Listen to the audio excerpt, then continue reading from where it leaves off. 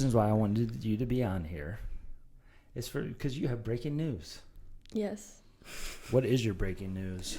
So I have decided. Should I look at the camera? No. Okay. Just look at me. So I've decided to accept a professional contract to go to Iceland and play professional soccer. This is so exciting. I know. So Casey, That's great. when he finished the highlight tape, we didn't put like the arrows or anything where I would be, but he sent it to Matt anyways, just so Matt could look at it for fun, I guess. And then Matt and I were, we talk all the time, obviously. So he asked me if I was interested in kind of going up north and going overseas and stuff. And I said, yeah, absolutely. Like, that would be cool.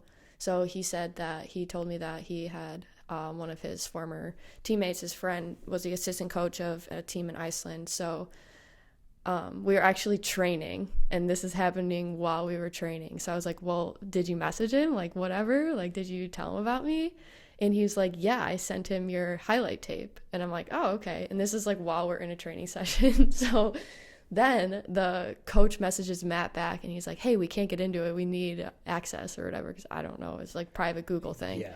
So I step out of the drill we were doing, text Casey real quick. He's on vacation. I felt so bad. But I was like, hey, can you grant access to this so the guy can look at my highlight tape? And then he did. And then the coaches in Iceland ended up liking my highlight video. And I guess they were able to pick me out in each clip and watch it, and they liked it.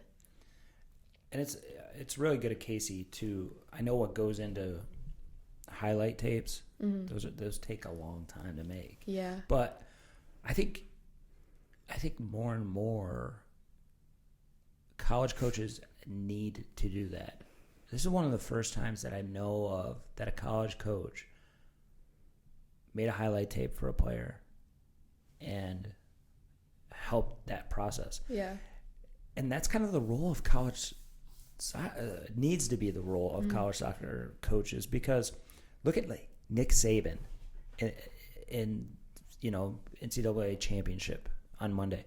All those guys are going to the NFL, and Saban helps those guys get into the NFL. More opportunities need to open up, especially on the women's side, for professional soccer. And I'll be 23 in March, yeah. I'm almost 23. So get this. A soccer player doesn't reach their prime until they reach the ages between 24 and 27. You're 2 years out from the best that you're going to be. Yeah. So think about that, right? Mm-hmm. But then think about how many players you're going to be that you've graduated with, or that have previously you've played with that aren't at UB anymore. They're done. Mm-hmm. They're playing, maybe co-ed, maybe, just for fun, yeah. But just for fun. And it just sucks because